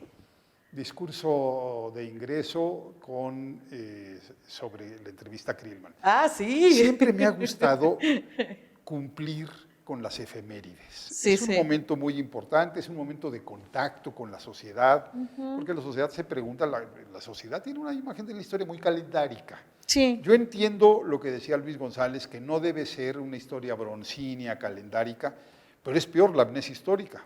Por supuesto. Entonces, bueno, pues, por ejemplo, este año estoy muy metido yo no puedo meterme con los 500 años de Tenochtitlán, ni con los 200 de la independencia. Otros colegas lo hacen, pero sí estoy muy metido este año con la fundación de la SEP, ¿no? Entonces vuelvo a la academia, entro con este discurso sobre Krillman, porque era el centenario de la famosa entrevista, y encuentro un lugar fascinante, absolutamente fascinante. Termina Andrés su gestión como director, y entonces, pues, yo me propongo, y podríamos decir cuáles han sido los principales logros, digamos. Bueno, otra vez el presupuestal. Ah, sí, por supuesto. Es importante. Eso te caracteriza. No, bueno, es importante, porque las instituciones funcionan así. Pero algo más importante. Cuando llego, veo que es una academia que tenía el mismo número de miembros que unos años antes, a pesar de que había habido un crecimiento historiográfico en el país brutal, una explosión de crecimiento historiográfico en los últimos 40 años más o menos. Porque se habían fundado instituciones, el Mora, el CIDE, porque la Metro, porque se había hecho un desarrollo historiográfico en los estados de la República brutal. Estaba el Colegio de Michoacán, los demás colegios, las universidades. Bueno, pues tú eres parte de uno de esos colegios. Entonces dije, no puede ser que tengamos tan pocos corresponsales nacionales. La legislación no pone un límite. Por ejemplo, en la Academia de la Lengua sí hay un límite de corresponsales nacionales y extranjeros. Y dije yo, ¿pero cómo? Hay que meter a todos los que tengan la calidad para ingresar, porque el reglamento dice que los corresponsales tienen que tener el mismo nivel que los de número. Palabras más, palabras menos. Pero no nos pone un límite. Entonces, en una reunión dijimos, con el pretexto del centenario de la academia, vamos a convertirla en una verdadera academia mexicana de la historia y no nada más metropolitana. Entonces, pues, órale, cada quien proponga. La idea es que con 2 propuestas, 2 firmas de miembros de la academia, prácticamente entraban, y tenemos cubiertos. Ahora son como 60 corresponsales y prácticamente de casi todos los estados. Nos faltan 2 o 3 estados que hay que revisar. También dijimos, bueno, corresponsales internacionales, debemos crecer. Había que internacionalizar a la academia, porque en este mundo tan comunicado, pues los corresponsales internacionales pueden interactuar con nosotros a través del Zoom. Claro. Punto. De hecho, ya ha habido ingresos internacionales, sí. discursos de ingreso vía Zoom. Maravilloso. Y por último, hay unos mexicanos que no tienen la nacionalidad, pero tienen algo más, el cariño, y la dedicación a la historia de México. Entonces dijimos, vamos a crear la categoría de miembros honoríficos. O sea, gente que no pudo entrar por alguna razón, muchos de ellos porque pues, no, como dicen, no se juntaron los astros para que alguien los propusiera, mexicanos, y otros que son extranjeros y que no habían tenido pues, posibilidad de ingresar por esta normatividad que existe al respecto. Entonces, ingresaron varios hermanos extranjeros que viven en México hace 30, 40, 50 años y que se han dedicado a enriquecer nuestra historia. Entonces, sí, en síntesis, Araceli, ahora es una academia mexicana de la historia y no simplemente chilanga. Abriste la academia. academia. Le han dado una vitalidad los corresponsales. Son más intensos que nosotros, los metropolitanos. Estamos encantados, de verdad. Y además, pues tiene presencia en la academia, en las diferentes entidades del país. Sí, claro. Y muchas historiadoras también, ¿no? Ah, bueno, eso, a ver, eso no es que yo haya dicho que entren mujeres, no. Es que la disciplina histórica hoy en día está o 50-50 o un poquito más mujeres. De mujeres. Claro. Entonces, es parte ya de la naturaleza de la disciplina. Nuestra disciplina es una disciplina en donde no hay estas, digamos, divisiones. Hay que ver el número de mujeres cómo ha crecido. Hemos tenido directoras también ya en la academia, sí, claro. hemos tenido en la mesa directiva y va a seguir. Esto es un proceso irreversible. Pronto van a ser muchas más mujeres que hombres. Así por la disciplina. A lo mejor en otras disciplinas no pasa lo mismo, pero tengo estudios, porque en el Colegio de México esas cosas se investigan, que el porcentaje de seres humanos profesionistas, ¿sí? va a ser en mujeres el mayoritario. Claro, y lo vemos incluso ya en muchas áreas, disciplinas, ¿eh? Claro, sí, ingenierías. Médicas, abogadas. Sí, claro. Sí. Bueno, mi hija, ¿no? Que está en el área de ciencias médicas, ¿no? Eso ya es un proceso que se va a consolidar, si no es que ya está consolidado en algunas disciplinas, ¿eh? Así es. Para terminar este segmento sobre tu capacidad de gestión, vamos a llamarle, ¿qué requiere una institución centenaria como la nuestra? Ya nos dijiste estos pasos que has dado. Muy sencillo, gente de ánimo joven. Por ejemplo, la doctora Josefina Vázquez, cercana a los 90 años o ya los cumplió y tiene el ánimo joven. Miguel León Portilla, que nos dejó hace muy poco, ánimo joven. Eso es lo que necesita esta y todas las academias del mundo, no dejarse envejecer. Tener, sí, a lo mejor del gremio, a lo mejor de la disciplina, pero siempre con ánimo de innovar, de trabajar, de seguir haciendo cosas. Y claro, de servir, ¿no? Este es el objetivo fundamental. Nosotros no hacemos investigación en la academia porque la hacemos en nuestras respectivas instituciones.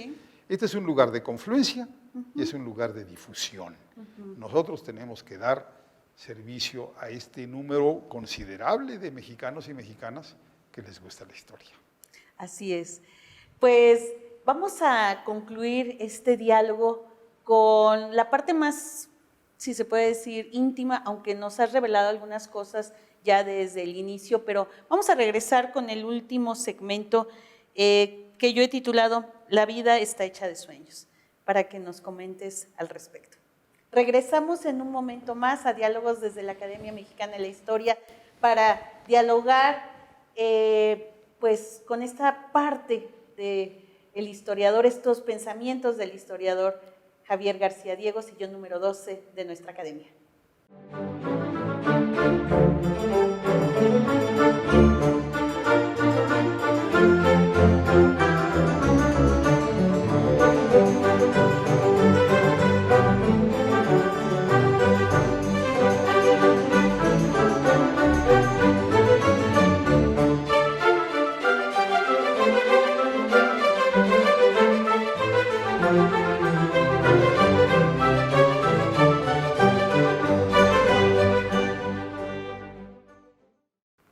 hemos llegado al ocaso de este diálogo y que, como siempre lo menciono, para mí, para creo que todos todas las personas que nos están acompañando, debe de ser fascinante entrar a los pensamientos, a la reflexión de los historiadores e historiadoras de la Academia Mexicana de la Historia, y esta no es la excepción. Dialogar con Javier García Diego, sillón número 12, ha sido realmente un recorrido fascinante. Para culminar este diálogo, me gustaría entrar a este imaginario propio, desde los sueños. Hemos recorrido tu historia como profesional, como historiador, como gestor, como estudiante. Has recibido muchísimos reconocimientos que seguramente te han llenado de emoción, pero no todos quizás sean iguales. Hay cierto tipo de reconocimientos y que a veces a lo mejor ni siquiera tienen un papel. ¿Cuáles son esos reconocimientos que a Javier García Diego le llenan de emoción y le motivan a seguir joven? Muy fácil. Y ya me habían hecho esa pregunta varias veces y siempre he contestado igual. Lo que más me motiva, por ejemplo, es una cara feliz de un alumno, una alumna al terminar la clase. Eso es lo que más me motiva, saber que la clase salió bien. O algunos correitos o llamadas telefónicas de los radioescuchas cuando les gusta el programa. Eso es lo que realmente me fascina. Eso me llena, de verdad me colma la vida. No hay más que decir al respecto. Recuerdo, estaba en una entrevista para un programa sobre la SEP, algún asunto de la SEP, algo con Vasconcelos seguramente, ahí en uno de los corredores del edificio de Argentina. Y la persona que estaba haciéndome la entrevista me dijo, ¿quiénes son los herederos de Vasconcelos? Pensando que yo iba a decir Torres Bodet. Los herederos de Vasconcelos son todos los profesores y profesoras del país que preparan su clase, que califican los trabajos con seriedad, con rigor, que quieren y protegen a sus alumnos, que los cuidan, que se preocupan por ellos.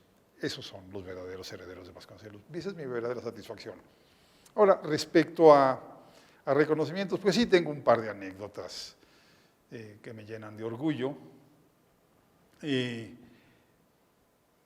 todas las instituciones que me han reconocido con membresías y demás, la única que yo luché por llegar, digamos así, que me esmeré, que lo tuve, como la Academia Mexicana de la Historia. Como yo era historiador, dije, bueno, yo tengo que ser miembro de la Academia de la Historia, o sea, tengo que estar entre los 30 historiadores más acreditados del país. Bueno, fue la primera que ingresé y yo estaba satisfechísimo, dije, bueno, ya. Llegué, como dicen en los cursis, llegué al Olimpo. Años después, recibí una llamada de don Ernesto de la Peña, sin conocernos, y me dijo, fíjese que he pensado en usted para proponerlo para la Academia Mexicana de la Lengua. Yo le dije, don Ernesto, ¿de dónde? O sea, no nos conocíamos, de hecho, se murió sin conocernos físicamente. Le dije, no, mire, aquí en el Colegio de México hay muchos que tienen más méritos que yo. Pues hay todo un centro de estudios lingüísticos literarios, ¿no? Que hay historiadores que escriben mejor que yo. Y me dijo, bueno, yo se lo quería preguntar, yo lo quería proponer. Al día siguiente me hablaron Jaime Labastida y Miguel León Portilla, me dijeron, no te explicó bien Ernesto de la Peña, que en la Academia de la Lengua hay 2 sillones que están, digamos, destinados a historiadores, y que queremos que entres tú, y Ernesto de la Peña te identifica por tu programa de radio, porque él también tiene programa de radio en la misma estación, en el Limar. Y luego me explicaron que yo entraría a la silla de Miguel Ángel Granados Chapa. Y dijeron, bueno, los dos les interesa la historia contemporánea de México, la política, y los dos tenían un programa de radio. Miguel Ángel en Radio UNAM y tú en Limar. Así que cumples con el perfil. Dije, bueno, entonces para mí fue un regalo porque era algo que no había yo ni contemplado. Claro. Luego, el Colegio Nacional. De repente unos, no puedo decir amigos, pero científicos que yo respeto mucho, me dicen, oye, ¿te podríamos proponer para el Colegio Nacional? Y dije, bueno, ¿y esto qué es? Estoy pensando en gente como Bolívar Zapata, como José Sarucán, Adolfo Martínez Palomo, José Ramón Cosío, que sí, ese sí es amigo, ¿no? Luis Fernando Lara, del Colegio de México. Y en el discurso de ingreso dije, y por eso pensé que a lo mejor lo habías leído, dije, nunca me atreví a soñar que pudiera ingresar al Colegio Nacional. No me atreví a soñar. Y bueno, ingresé. Luego la Junta de Gobierno de la UNAM también es un lugar honrosísimo. Y el Seminario de Cultura Mexicana, todavía no ingreso formalmente porque me falta dar mi discurso de ingreso, pero ya fui votado como miembro del Seminario de Cultura Mexicana. Es un seminario en donde han estado también mexicanos y mexicanas extraordinarios. Una de sus fundadoras fue, por ejemplo, Frida Kahlo. Entonces dices tú, ¿cómo? Manuel M. Ponce. O sea, la verdad la vida ha sido muy generosa conmigo. Doctorados honoris causa. 3. Sí. Claro, son motivaciones muy importantes, reconocimientos que te llenan de orgullo. Mis hijos y Lorenza, mi esposa, se fascinan con este tipo de cosas, pero no los cambio a ninguno de estos reconocimientos por una cara feliz de un alumno o una alumna al terminar la clase, o por la llamada o el mensaje de un radioescucha. Eso ha sido la motivación de mi vida. Claro, es que además eres un gran divulgador de la ciencia, y no digo solamente de la historia. Justo acabas de decir, mencionaste uno de tus programas de radio, pero son 3.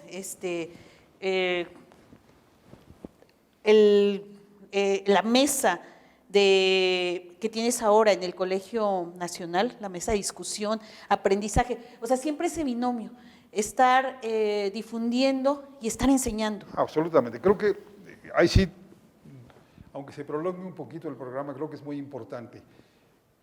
Tenemos una responsabilidad con México, todos los que nos hemos formado con presupuesto de los mexicanos. Yo estudié en la UNAM, que es una institución que pagan los impuestos de los mexicanos. Sí. Y lo mismo en el Colegio de México. Y luego el CONACYT me mandó becado a Chicago, que no es precisamente barato, hacer un doctorado en Estados Unidos. Entonces yo siento un gran compromiso. A mí no me dejaba satisfecho que mis clases se redujeran al número de los alumnos que estaban ahí de manera presencial, o que los libros los leyeran tus colegas, y a veces ni eso. Claro. A veces ni los colegas te leen. Entonces, para mí sí, desde hace muchos años es importantísima la difusión. Tenemos que hacer labor de difusión, tenemos que colaborar en la educación de los mexicanos y mexicanas. Cuando me dice alguien, es que a mí me preocupa la situación de la educación o de la cultura en México, le digo, a mí no me preocupa, a mí me ocupa. Y me encanta hacer labor de difusión. Y cuando de repente me dicen, pues es que el rating del programa de radio esta semana fue de 500,000, la verdad es que no tengo cómo pagarlo eso. Claro. Ese es un impacto brutal, porque de otra manera mis clases pues se reducirían a la veintena de alumnos que uno tiene en el Colegio de México. Entonces sí, es muy importante la difusión, no solamente el programa de radio, también escribir de repente libros de difusión, que exigen mucho, exigen muchísimo, un enorme, por ejemplo, el capítulo de la Revolución Mexicana en la historia mínima de México. Pues es de verdad uno de mis mayores motivos de orgullo, estar en ese proyecto hecho por don Daniel Cosío Villegas, o sea, con colegas extraordinarios, y de repente te enteras que se imprime pues cerca de 1 millón de ejemplares al año, que estás traducido a 20 idiomas. Yo me acuerdo una vez en el SNIM, traducido al extranjero. Le dije, sí, como a 20 idiomas. ¿Cómo? si usted no es Carlos Fuentes, ¿no? Que no, la historia mínima, la historia mínima. Un capítulo, pero ahí estoy. Entonces sí es una obra de difusión impresionante. Radio, historia mínima, historia general, menos que la historia mínima. Historia mínima, ahora ya tenemos ejemplares en braille, tenemos para niños, en cómic. Sí, sí. En fin, es un programa, es un proyecto de don Daniel incomparable. Claro, y ahora con esta nueva imagen, estas carátulas y estos dibujos que invitan sobre todo a ese sector que es el de los más pequeños, de los niños, sí, a que realmente se sientan atraídos, ¿no? Porque hay que saber cómo atraer a cada público, ¿no? Creo que lo hemos logrado. Yo creo que sería otra de las cosas de mi gestión en el Colegio de México, haber encontrado la posibilidad de que la historia mínima tuviera varias plataformas, ¿no? Sí, sí. Entonces salió el cómic, sí, que alguien me decía, pero ¿cómo el Colegio de México va a permitir hacer un cómic? Le digo, mira, ya sabemos que tenemos cautivo con ese libro al sector preparatoriano y universitario. Con este libro en cómic, vamos por el mercado de la secundaria y de la primaria alta. Claro. Y vamos por él, y le entramos. Y bueno, ahora Historia Mínima de repente se convirtió ya no nada más en un título, sino en una colección, en una serie. Así es, sí, sí. Ya van más de 50 títulos, se venden, han ganado premios por todos lados, Así se es. venden hasta en China, sí, sí, para decirlo rápido. Entonces, sí, el colegio hizo un cambio importante, no nada más sus monografías académicas siempre tan serias, tan rigurosas. Claro. De repente es la institución responsable de una colección, pues que yo creo que es la colección editorial más interesante en ciencias sociales desde el CEP 70. Claro, claro. Sí, sin duda, yo creo que un gran acierto que lo menciones, porque difundir a este nivel debe ser la preocupación permanente, ¿no? Los universitarios pues se ven obligados, pero los niños, o sea, que realmente se capte esa atención, Absolutamente. ¿no? Sin duda. Hay que ir por ellos. Claro. Y menciono dos espacios que seguro te llenan de satisfacción, pero no los quisiste mencionar, y que los asocio justo a esta situación pandémica, que efectivamente hemos tenido una crisis social, una crisis económica, pero también creo que ha motivado a muchas instituciones a rehacer su forma de comunicar, y creo que una es esta, que venía haciéndolo muy bien con sus ciclos, además ciclos que también ya con larga data, pero que a raíz de la pandemia se revolucionó. Bueno, esta es una gran oportunidad. Dentro de la crisis, esto ha sido una oportunidad única. Sí. Antes nuestras conferencias aquí en la Academia de la Historia, bueno, pues las escuchaban quienes venían, 70, 80, 100 personas. Ahora se oyen en todo el país, incluso en Sudamérica, en el sur de Estados Unidos. Sí. Cientos, por no decir miles de gente que se conecta. Claro, esto es una revolución. Esto es una revolución. Sí, y en el Colegio Nacional con temas muy diversos, entonces se complementa. Yo insisto, como divulgador de la ciencia, creo que hay una satisfacción de la cual debes estar así muy orgulloso, ¿no? Sí, la vida ha sido muy generosa conmigo. Quiero terminar preguntando por los sueños de Javier García Diego, los que todavía están por cumplirse. Bueno, en términos personales, pues ver bien a mi familia, ahora ya empiezo con los nietos, ver a mis hijos, obviamente a Lorenza, a mis hijos, a mis nietos, ojalá los alcance todavía a ver por muchos años. Eso en cuanto a lo personal. En cuanto a lo académico, seguir trabajando, seguir difundiendo, seguir escribiendo, seguir dando clases por unos años. Tampoco quiero llegar a ser el profesor viejito que ya no oye, que ya no se le escucha, pero creo que tengo todavía unos años por delante. Seguir en lo que estamos, Araceli, escribiendo, dando conferencias, dando clases. Todavía tengo algunos libros pendientes, los tengo en el escritorio, ya están esperándome. Mi biografía completa de Carranza, una biografía completa de Gómez Morín.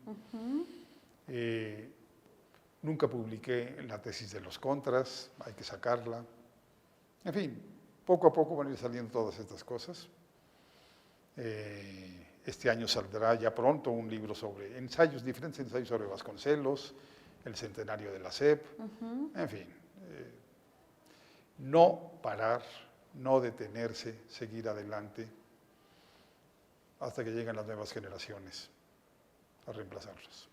Muchísimas gracias también a todas y a todos por estar pendiente de estos diálogos. De verdad ha sido un placer escuchar al doctor Javier García Diego, historiador, sillón número 12 de esta Academia Mexicana de la Historia. Me despido, soy Araceli Almaraz, corresponsal por Baja California, y los esperamos en el nuevo diálogo. Hasta luego.